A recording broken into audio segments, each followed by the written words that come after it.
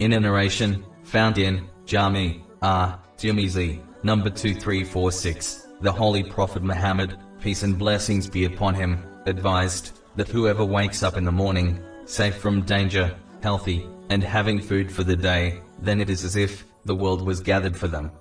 In this day and age, where many people around the world are living in unsafe countries, a Muslim who has been blessed with safety should make use of it by using their freedom to obey Allah, the Exalted, by fulfilling His commands, refraining from His prohibitions, and being patient with destiny.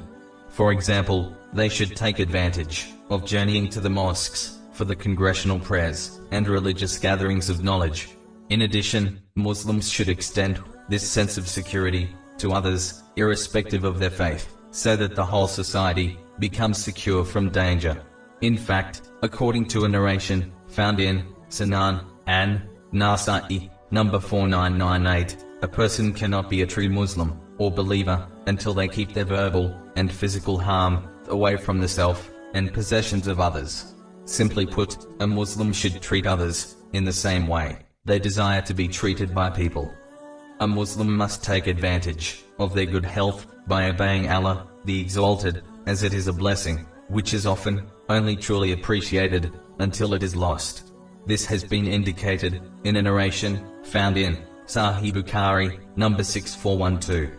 Those who make good use of their good health to obey Allah, the Exalted, will find that they will receive His support when they eventually lose their good health. But those who fail to make use of this blessing are unlikely to receive this support. It is important to note, making use of one's health includes striving in this world in order to fulfill one's needs and the needs of their dependents. One of the major concerns of a person is their provision. A Muslim should remember that it was allocated to them over 50,000 years before the creation of the heavens and the earth, which has been advised in a narration found in Sahih Muslim, number 6748.